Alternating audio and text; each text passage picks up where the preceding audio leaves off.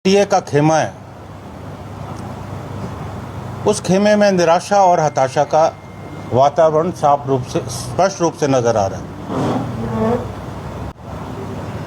जिस तरह से उम्मीद थी भारतीय जनता पार्टी को, क्योंकि जो खुफिया विभाग है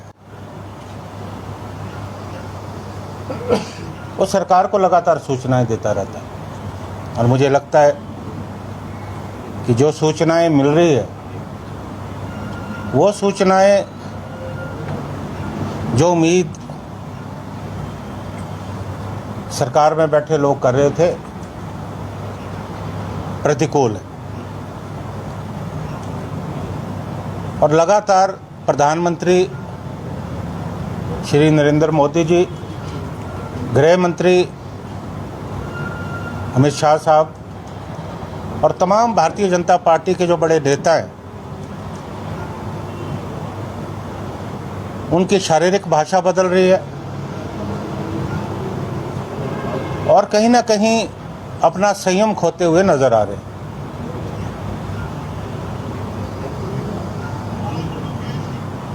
हमें इस बात का अफसोस है कि इन चुनावों में मुद्दों पर कोई चर्चा नहीं हो रही।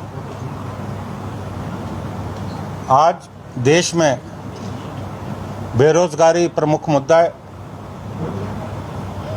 उस पर कोई चर्चा नहीं।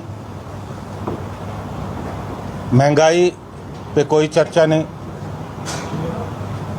लगातार भ्रष्टाचार बढ़ रहा है, उस पर कोई चर्चा नहीं। आज व्यक्तिगत आक्षेप, आरोप प्रत्यारोपों की राजनीति भारतीय जनता पार्टी कर रही है, क्योंकि जब मुद्दा ना हो, एक ऐसी स्थिति थी कि जब लग रहा था कि केंद्र में एनडीए की सरकार बनने वाली नहीं है, उस समय पुलवामा हुआ, ने उस वक्त भी कहा था कि बहुत बड़ी चूक खुफिया तंत्र की है। इतना ज़्यादा मात्रा में आरडीएक्स कैसे पहुंचा, उसका जवाब आज तक देश को नहीं मिल पाया। कोई और देश होता तो प्रधानमंत्री, गृह मंत्री त्यागपत्र देने पे मजबूर होते, लेकिन ऐसा नहीं हुआ। लोगों की भावनाओं का दोहन किया गया, और आज तक इस बात का हमें इंतजार है कि क्या इंक्वायरी हुई। अगर इंक्वायरी हुई तो अभी तक लोगों को ये मालूम नहीं कि कौन लोग उस घटना के पीछे थे। और आज लोगों का ध्यान बांटने का लगातार प्रयास हो रहा है।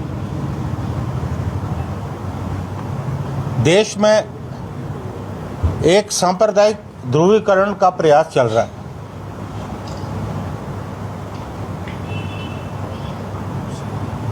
राम मंदिर बना, सबको खुशी हुई,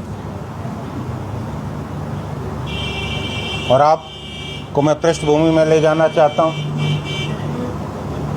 कि जब ये विवादास्पद ढांचा था, उस समय श्री राजीव गांधी देश के प्रधानमंत्री थे।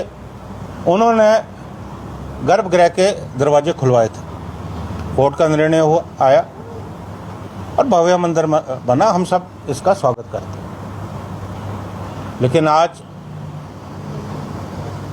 कौन सा मुद्दा है? राम मंदिर के अलावा कोई मुद्दा है नहीं। मैं भारतीय जनता पार्टी के नेताओं से आप लोगों की मार्फत पूछना चाहता हूं कि जो आपने पिछले चुनाव में वायदे किए थे और उससे पिछले चुनाव में जो वायदे किए थे, उन वायदों का क्या होता? क्या वो वायदे पृष्ठभूमि में चले गए? पिछले चुनाव में जो वायदा था कि हर वर्ष 2 करोड़ युवाओं को रोजगार देंगे, कायदे से 10 साल हुए, 20 करोड़ रोजगार बनते, कितने नौजवानों को रोजगार मिले? उल्टा करोड़ों नौकरियां चलेगी। 15 लाख तो अब स्वप्न मात्र रह गया। बुलेट ट्रेन चलाने की बात थी और प्रधानमंत्री जी ने वायदा किया था कि हर हवाई चप्पल वाला जो है हवाई जहाज की यात्रा करे। 20 ऐसे वादे हैं जिन पे अमल नहीं हो। एक विपक्षी दल होने के नाते आज हमारा हक बनता है कि हम चुनाव के समय भारतीय जनता पार्टी के नेताओं से यह सवाल पूछे कि आपका जो घोषणा पत्र था, आपका जो संकल्प पत्र था, कितने वायदे आपने पूरे किए, आप उसका हिसाब किताब दें। उल्टा नई गारंटी लेके आए। अब पिछली तो आपने पूरी की नहीं। अब जो आप नई गारंटियों की बात करें उनका हम कैसे भरोसा करें। आज कांग्रेस पे आक्षेप लगाए जा रहे हैं। प्रधानमंत्री जी कहते हैं कि अगर कांग्रेस पार्टी सत्ता में आती है तो आपके जो महिलाएं उनके मंगलसूत्र छीन लेगी। अरे भाई, ये बात कहाँ से आ गई, ये चर्चा कहाँ से आ गई। अब आप देखिए कि जिस वक्त आप सत्ता में, आज की तारीख में सोना क्या भाव है और 10 वर्ष पूर्व क्या भाव था। कांग्रेस के समय जब डॉक्टर मनमोहन सिंह थे, पूरे विश्व में एक मंदी का दौर आया था। पूरे विश्व में जब बड़ी बड़ी कंपनियां नौकरियों से निकाल रही थी, एक हमारा देश था जहां एक भी नौकरी नहीं गई। इतनी मजबूत हमारी आर्थिक स्थिति थी। आज हमारी आर्थिक स्थिति कहां पे पहुंची। मुद्दों पे चुनाव हम लड़ रहे हैं, उस पर मैं तफसील से नहीं जाना चाहता, बार बार आपसे चर्चा होती रही है। अब अगर हर क्षेत्र की अपनी समस्याएं होती हैं, कुछ राष्ट्रीय मुद्दे होते हैं, कुछ ऐसे मुद्दे होते हैं जो स्टेट तक सीमित होते हैं, कुछ स्थानीय मुद्दे होते हैं। और मुझे लगता है कि अभी कांगड़ा और चंबा क्षेत्र में बहुत सारी समस्याएं और शायद आज तक निदान नहीं हो पाया। वही मैंने बार बार ये बात कही है कि अगर आनंद शर्मा यहाँ से चुन के जाएंगे तो निश्चित तौर पे विकास की एक नई गाथा जो है इस क्षेत्र में लिखी जाएगी। बाकी कल उनका नॉमिनेशन है, वो स्वयं भी आपसे रूबरू हो चुके हैं। उन्होंने जो अपना विज़न है, अपनी जो सोच है, वो निश्चित तौर पे आपसे साझा की होगी।